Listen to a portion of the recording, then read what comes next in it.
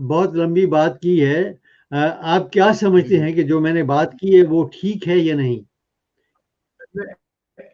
तो हुआ ये है कि जब उन तकरीर कर रहे थे तो आपने देखा कि जी फौज घुस जाती है, रेप करती है, जेवर उठा के ले जाती है, तशद्दुद करती है, और एक छोटा सा वाकया होता है, बम ब्लास्ट हो गया तो बंदा मर गया या शहीद हो गया तो बाकी पूरी कौम पर तशद्दुद किया जाता है हमारे इलाके के।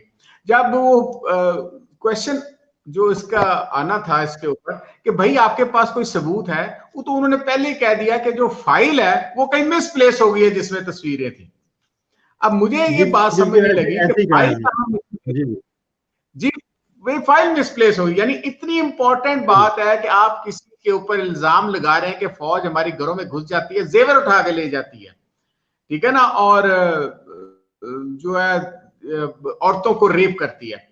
अच्छा, ये तो हो गया एक जो इल्जाम उसने लगाया है। दूसरा, उसने आसम बाजवा साहब के ऊपर वो जो थी बात, वो तो हम मैंने पहले ही उनको कहा था कि ये बात बहुत दूर तक जाएगी।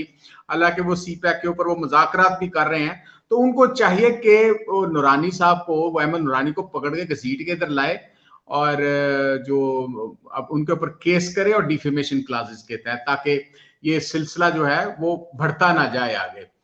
और जहां तक ये जो फौज के खिलाफ बात करने की ये जो दावड़ साहब बात कर रहे हैं, बेसिकली ये कॉन्स्टिट्यूशन के खिलाफ है। आप एज एन इंस्टीट्यूशन फौज के खिलाफ बात नहीं कर सकते, आप रिलीजन के खिलाफ बात नहीं कर सकते। एज एन इंस्टीट्यूशन आप अपने अदारों को कमजोर कर रहे हैं।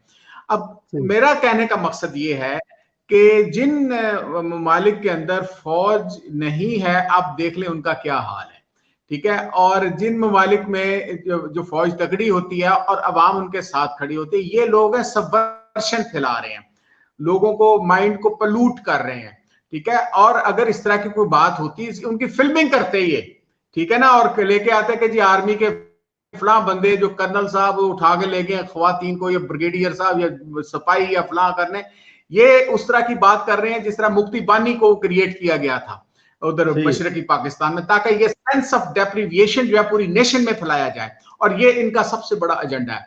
तो मेरा तो कहने का मकसद ये है कि पाकिस्तान जहां पे पार्लियामेंट के अंदर ये गुफ्तगू हो रही है, ये पार्लियामेंट का जो कस्टोडियन होता है उसकी जिम्मेदारी थी। उनको कहते हैं कि जनाब आपने जिस बात पर हल्फ लिया वो आईने पाकिस्तान पर हल्फ लिया है, ठीक है ना। तो आईने पाकिस्तान की आप बेहुरमती कर रहे हैं, और अगर इस किस्म का कोई एविडेंस है तो आप उस एविडेंस को प्रोड्यूस करें, और उस पर पार्लियामेंट्री कमेटी बनती है और जाकर वो चेक करती है, आपके पास जो मुख्तलिफ एविडेंसेस को वो चेक किया जाता।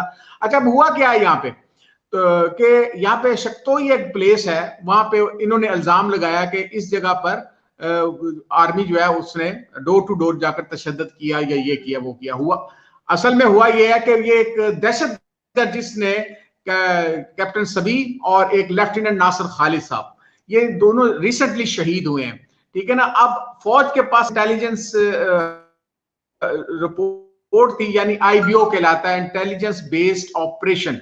तो उन्होंने वो कंडक्ट किया, तो उसमें एहसान सनड़ इस किस्म का कोई नाम है, दहशतगर्द जो कमांडर था उस इलाके में, जो जिसको अफगान इंटेलिजेंस एनडीएस कहते हैं उसको, अफगान इंटेलिजेंस को, रा जो है उसको सपोर्ट कर रही थी। अब वो उन्हीं के इलाके से निकला है। ऑब्वियसली इन्होंने डोर टू डोर जाके सर्च भी किया, जो जब उनको आईबीओ मिला, आईबीओ करना था, तो उसके बाद उनकी पूरी प्लानिंग थी, जिसके बाद इसको मारा गया। और इस बंदे ने जो प्लानिंग की थी ये अफसरान को मारने के लिए, बम ब्लास्ट किए या इस तरह की जो उन्होंने चीजें की। तो इस अब ये जो उसका जो है ना रिएक्शन है, ये दावड़ के, आपको याद होगा कि वो इकतार दावड़ को भी इस तरह शहीद किया गया था, उसकी डेड बॉडी बिल्कुल पाकिस्तान की बिल्कुल हुकूमत को है। नहीं दी गई, इसको दी गई थी, बिल्कुल। जो आगे जी बात जी। हमारी जो कस्टोडियन ऑफ द हाउस है और पार्लियामेंट अपना प्राइम मिनिस्टर है, क्या वो इस बात पर तवज्जो नहीं देने उनको चाहिए कि फौज के खिलाफ एज एन इंस्टीट्यूशन, मैं इंडिविजुअल की बात नहीं करना, मैं जनरल आसम बाजवा जो है, जो उन पर इल्जाम लगाए हैं, उनकी क्लियरेंस उन्होंने खुद करनी है, ठीक है ना। हम उनके कोई वो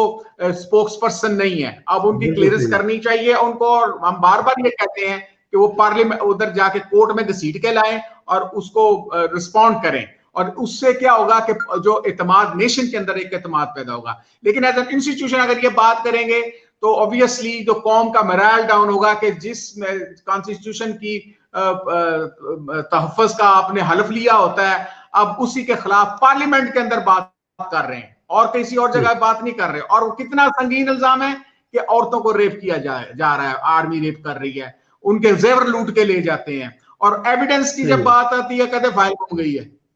तो कैसा ये इस बातों को जो है वो हमें देखना चाहिए। हमारी जो रियासत है, खासतौर पर रियासत, पार्लियामेंट में तो ये बात हो रही है, रियासत को भी सोचना चाहिए कि ये इस किस्म का प्रोपेगेंडा क्यों किया जा रहा है और किसके बिहाफ पे किया जा रहा है। क्या हम एक ऐसे मेंबर ऑफ द पार्लियामेंट को इजाजत दे सकते हैं इलेक्ट होकर पार्लियामेंट के अंदर आने में? आज मैं अगर खुदा ना खास्ता कायदे आजम के खिलाफ बात करूं, रिलीजन के खिलाफ बात करूं, इंस्टीट्यूशन के खिलाफ बात करूं, मैं एज ए सिटीजन मेरे पर गद्दारी का भी जो जेन्युइन मुकदमा बनता है और मुझे पाकिस्तान में फिर जिंदा रहने का हक हासिल नहीं है। ये हम सब पाकिस्तानियों को, क्योंकि पाकिस्तान हमारी माँ है, ठीक है ना। उसमें कोई भी ये जनरल बाजवा भी पाकिस्तान, उनकी भी वालदा है, आपकी भी है, मेरी भी है, सबकी है, ठीक है ना। आप अगर अपनी वालदा के ऊपर इस किस्म के रियासत के ऊपर इल्जामात लगाना शुरू करने के, उनको रेप किया जा रहा है, कितनी हीनियस वो क्राइम है ये रेप करना, और रेप की बात हो रही थी, ज्यादती की। तो कैसा मेरे ख्याल में इसकी मजम्मत करनी चाहिए हमें, और इस पे जो इमरान खान साहब जो प्राइम मिनिस्टर है, प्रेसिडेंट ऑफ पाकिस्तान, जो सुप्रीम कमांडर है पाकिस्तान आर्म फोर्सेस के, उनको रिएक्ट करना चाहिए इस बात पर। तो वो उस पर क्या, जी जी बिल्कुल सही है।